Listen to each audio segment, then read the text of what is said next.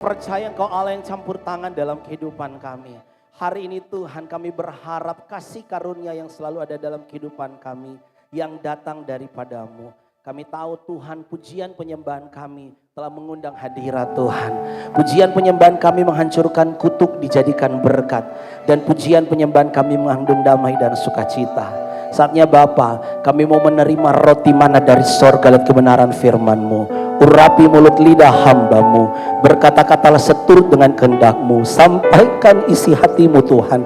Karena kami percaya Bapa, ada didikan, ada teguran, ada nasihat untuk kami menapaki hari yang ke-11 di 2026. Kami percaya ini bukan satu kebetulan, tapi semua di dalam rencana rancangan Tuhan. Terima kasih Bapa, terima kasih proteksi tempat ini, hati dan pikiran kami, agar setiap yang bukan datang daripadamu tidak ada dalam kehidupan kami. Kami tolak dia di dalam nama Yesus. Sembunyikan hamba di belakang salib-Mu, biar segala sesuatu nama-Mu yang dimuliakan, nama-Mu yang ditinggikan dalam nama Yesus. Haleluya, amin. Silakan duduk saudara. Haleluya, shalom. Haleluya, berikan kemuliaan buat Tuhan. Saya percaya saudara dan saya adalah orang-orang yang diberkati oleh Tuhan. Berterima kasih kepada Tuhan Yesus Kristus bisa kuat di hari yang ke-11 di tahun 2026, semua karena Tuhan.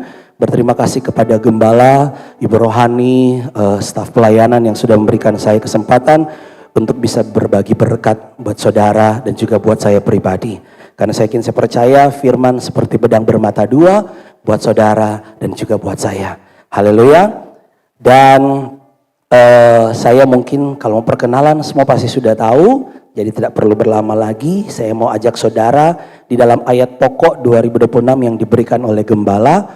Dan ini akan selalu diseru-serukan buat saudara dan saya bahwa kita harus shining, harus bersinar. Mari kita buka di dalam Matius 5 ayat yang ke-16. Matius 5 ayat yang ke-16. Yang sudah dapat katakan amin. Kita baca bersama-sama dalam nama Tuhan Yesus Kristus. Demikianlah hendaknya terangmu bercahaya di depan orang, supaya mereka melihat perbuatanmu yang baik dan memuliakan Bapamu yang di sorga. Sekali lagi saya baca, demikianlah hendaknya terangmu bercahaya di depan orang, supaya mereka melihat perbuatanmu yang baik dan memuliakan Bapamu yang di sorga. Saudara yang dikasihi Tuhan, kita saat ini hidup di zaman yang kayaknya sepertinya terang, tapi kita sebenarnya lagi hidup di zaman yang penuh dengan kegelapan. Kelihatan suasana terang, tapi secara rohani kita lagi berada di dalam zaman yang penuh dengan kegelapan. Kalau kita melihat sekarang berita bencana alam sering terdengar, atau mungkin berita kematian, pembunuhan, atau mungkin berita tentang penyimpangan moral, goncangan badai dan penderitaan hampir setiap hari. Mungkin ada di medsos saudara, mungkin ada di TV, mungkin ada di mana saudara bisa lihat. Nah kalau kita melihat tragedi Aceh, tragedi Sumatera Utara, tragedi Siau, tragedi Labuan Bajo, tragedi kematian pembunuhan di mana-mana, kasus pelecehan seksual, dan info semalam saya buka medsos, ada gempa bumi di perairan Talaut antara Talaut dan Maluku Utara 7,1 skala Richter. Dan itu terjadi. Kemarin info sempat masuk dari BMKG. Dan sekarang kalau kita melihat apa yang terjadi saat ini ya buat saudara dan saya, itu bukan satu kebetulan. Tapi ada maksudnya Tuhan, amin. Kalau kita melihat keadaan zaman saat ini berarti pertanda bumi lagi tidak baik-baik saja. Amin, bilang kiri kanan bumi tidak baik-baik saja. Kalau kita buka di dalam Ibrani 12 ayat 25 sampai 27, mari saudara kita buka sama-sama Ibrani 12 ayat 25 sampai 27. Kita baca sama-sama 2-3. Jagalah supaya kamu jangan menolak dia yang berfirman. Sebab jikalau mereka yang menolak dia yang menyampaikan firman Allah di bumi tidak luput, apalagi kita ya jika kita berpaling dari dia yang berbicara dari sorga. Ayat 26. Waktu itu suaranya menggoncangkan bumi, tetapi sekarang ia memberikan janji, satu kali lagi aku akan menggoncangkan bumi. Bukan hanya bumi saja melainkan langit juga. Ayat 27, ungkapan satu kali lagi menunjukkan kepada perubahan pada apa yang dapat digoncangkan, karena ia dijadikan supaya tinggal tetap apa yang tidak tergoncangkan. Kalau kita baca baik-baik dalam Ibrani, kata waktu itu suaranya menggoncangkan bumi, ini menunjukkan pada peristiwa di Gunung Sinai. Kalau kita buka di dalam Keluaran 19, pada waktu Allah memberikan Taurat, di situ kehadiran Yesus menggoncangkan bumi. Ini bicara tentang kekudusan dan otoritas Tuhan. Jadi kata waktu itu suaranya, berarti suara Tuhan memberikan otoritasnya Tuhan. Kekudusannya Tuhan. Dan yang kedua, sekarang ia memberikan janji. Nah, kata janji menegaskan bahwa goncangan berikutnya bukan ancaman, melainkan bagian dari rencana keselamatan Allah. Kalau kita baca baik-baik dalam firman Tuhan, akhir-akhir ini Tuhan akan memisahkan mana kambing, mana domba. Amin. Nah, pilihan bukan pada siapa-siapa, bukan Tuhan yang menentukan, tapi kita yang menentukan, kita kambing atau domba. Amin. Dan yang ketiga, satu kali lagi aku akan menggoncangkan bumi, bukan hanya bumi melainkan langit juga. Artinya akan ada goncangan universal, bumi dan langit akan bergoncang, seluruh sistem alam akan bergoncang. Kenapa? Allah akan menggoncang segala sesuatu yang diciptakan, sistem manusia, sistem kepercayaan, kepalsuan, kesombongan, rasa aman yang tidak bersumber dari Tuhan, itu akan digoncangkan. Kenapa? Karena yang tidak berasal dari Allah itu akan runtuh, dan yang berasal dari Allah itu saudara dan saya akan tetap berdiri kuat, unshakable, tidak tergoyahkan. Amin. Nah, jadi pertanyaan kita mau berdiri di mana? Dasar batu atau di dasar pasir? Kalau kita berdiri di atas dasar pasir berarti kita akan tergoyahkan. Tapi kalau kita berdiri pada dasar yang benar, kita tidak akan tergoyahkan. Unshakable. Nah, makanya secara relevan kalau kita lihat makna rohani dari ayat ini adalah goncangan bukan tanda Tuhan meninggalkan kita, tetapi tanda Tuhan sedang bekerja. Goncangan hidup, badai hidup yang terjadi sekarang, badai alam, itu bukan karena Tuhan meninggalkan kita, tapi Tuhan lagi bekerja dalam kehidupan saudara dan saya. Mengingatkan bahwa di bawah kolong langit ini hanya ada satu kuasa, satu nama, dialah Yesus Kristus. Amin. Nah, krisis bencana dan ketidakstabilan zaman ini menjadi alat penyaringan. Kita sekarang lagi disaring. Iman yang dewasa akan bertahan, sedangkan iman yang sekedar rutinitas ibadah itu akan tergoyahkan. Amin. Saudara, kalau kita bicara tentang pertobatan. Kalau kita melihat waktu zaman-zaman Covid dulu, pas waktu Covid lockdown, kita melihat banyak orang yang jadi rohani. Status Facebook semua jadi rohani. Sampai mungkin jemaat yang kadang masuk gereja jadi rohani. Tapi pada waktu Covid selesai, semua status itu berubah. Segala kesenangan, segala pesta pora, ayat-ayat Alkitab sudah tidak ada lagi. Nah, sekarang saya mau tanya sama saudara, apakah setiap hari harus Tuhan goncangkan supaya kita bertobat?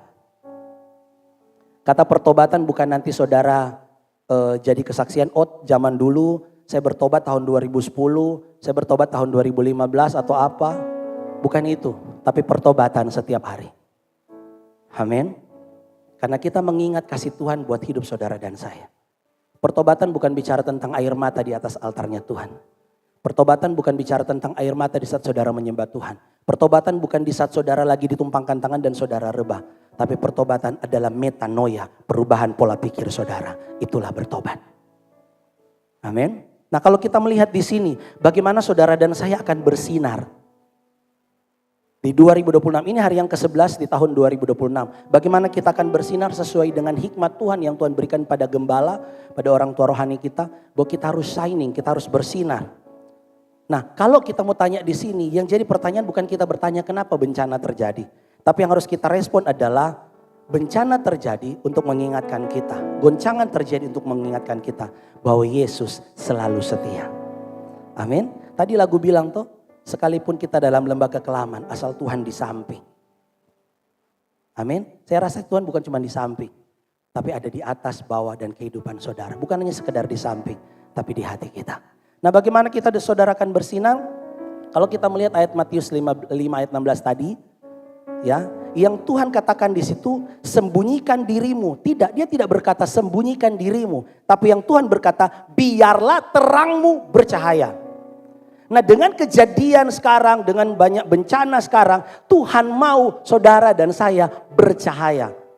Shining. di 2026. Nah, poin yang pertama, bencana adalah pengeringatan, bukan kebetulan. Coba saudara buka Matius 24 ayat 7 sampai 8. Matius 24 ayat 7 sampai 8. Yang pertama, bencana adalah peringatan, bukan kebetulan.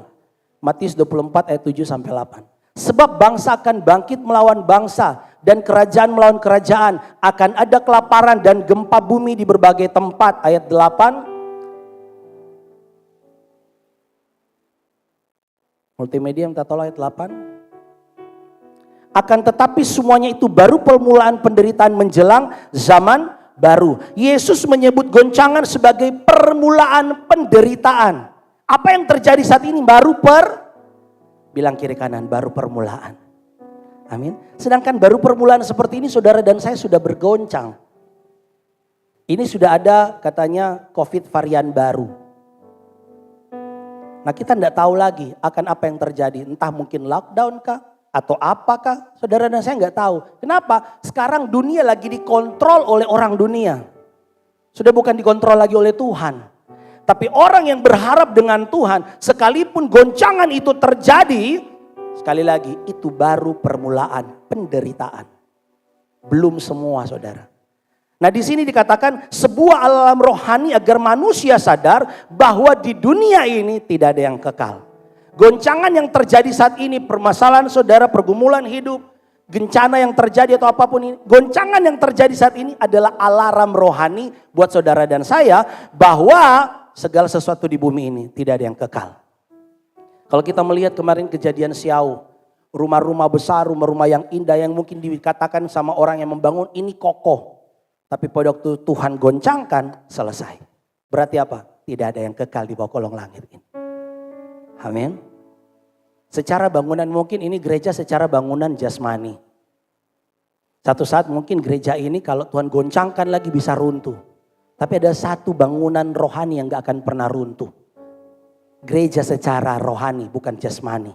Gereja secara rohani, itulah saudara dan saya. Goncangan apapun kita gak akan pernah runtuh. Amin. Nah, di sini dikatakan jika dunia digoncangkan tetapi hidup kita tetap nyaman dalam dosa, itu tandanya saudara dan saya bebal. Kalau hari ini ada goncangan hidup yang terjadi, entah permasalahan, entah mungkin badai yang kita alami. Tapi kalau kita masih hidup di dalam dosa, berarti saudara dan saya tipikal bebal. Dan saya percaya kita nggak ada orang-orang yang bebal di tempat ini. Amin. Yang kedua, terang Kristus harus terlihat saat dunia gelap. Pernahkah saudara melihat terang di tempat yang lebih terang? Kita nggak akan bisa menikmati terang, tapi pada waktu kita di tempat gelap dan ada terang, seperti rasanya kita ini lagi menikmati cahaya indah. Coba saudara buka Matius 5 ayat 16 tadi.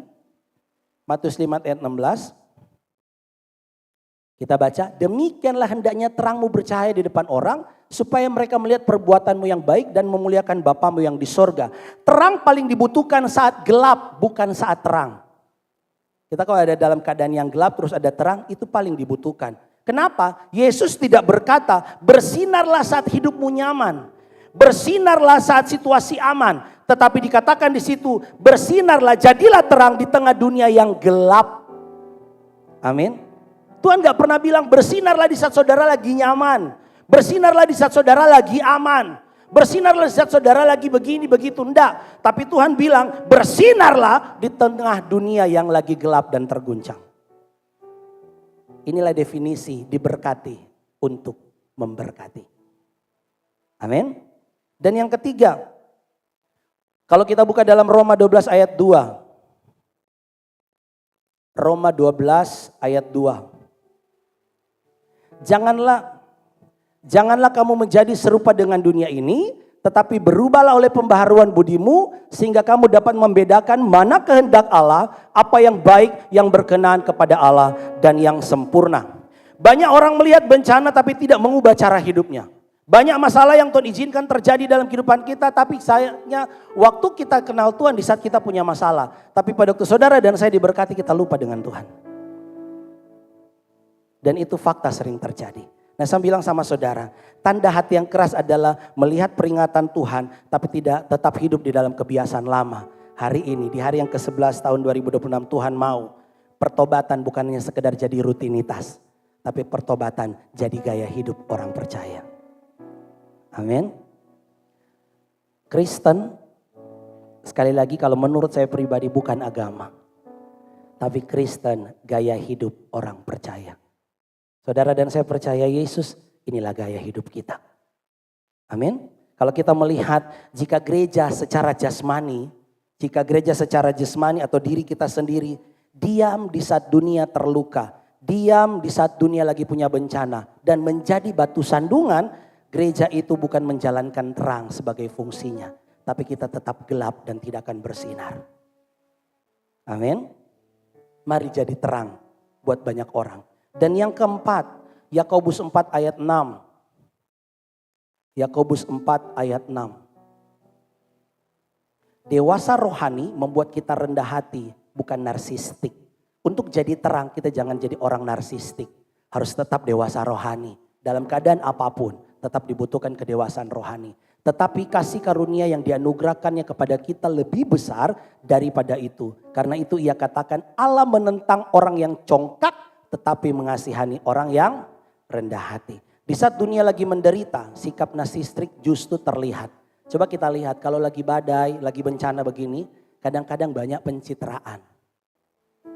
Betul saudara? Membantu, tapi sebenarnya bukan bantuan, pencitraan. Jadi kadang-kadang sibuk memamerkan diri, oh saya bantu senilai ini, saya bantu senilai ini.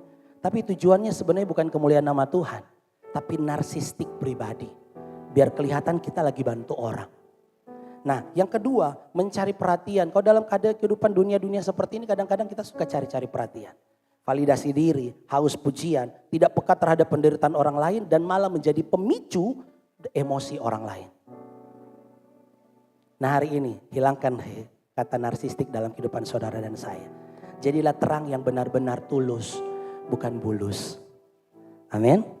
Haleluya. Kalau kita benar-benar tulus, kita memuliakan Bapa di sorga. Dan yang terakhir, terang Kristus tidak menghakimi tapi menuntun. Lukas 13 ayat 1 sampai 5. Lukas 13 ayat 1 sampai 5. Pada waktu itu datanglah kepada Yesus beberapa orang membawa kabar tentang orang-orang Galilea yang darahnya dicampurkan Pilatus dengan darah korban yang mereka persembahkan. Ayat 2. Yesus menjawab mereka, sangkamu orang-orang Galilea ini lebih besar dosanya daripada dosa semua orang Galilea yang lain karena mereka mengalami nasib itu? Ayat ketiga. Tidak, kataku kepadamu, tetapi jikalau kamu bertobat, kamu semua akan binasa atas cara demikian. Ayat 4. Atau sangkamu ke-18 orang yang mati ditimpa menara dekat Siloam lebih besar kesalahan daripada kesalahan semua orang lain yang diam di Yerusalem? Tidak, kataku kepadamu, tetapi jikalau kamu bertobat, kamu semua akan binasa atas cara demikian. Terang Kristus tidak menghakimi, tapi menuntun. Di tengah bencana, di tengah kehidupan, pergumulan hidup, Yesus berkata, bencana bukan menghakimi. Permasalahan hidup bukan untuk kita menghakimi orang. Kadang-kadang kalau orang terlibat masalah, kita kadang-kadang tanpa sadar suka bicara begini. Itu kok karena dia begini. Itu karena dia begitu. Itu karena hidupnya begini. Itu karena gak ada perubahan itu. Kehidupan kita bukan untuk menghakimi orang. Tapi apapun yang terjadi dalam kehidupan dia, itu cerminan buat kita untuk tidak jadi seperti dia. Cara kita merubah diri. Yang Tuhan mau di 2026, kita punya resolusi. Amin. Yang Tuhan mau sekali lagi di 2026 kita punya resolusi. Supaya hidup kita penuh dengan solusi. Amin.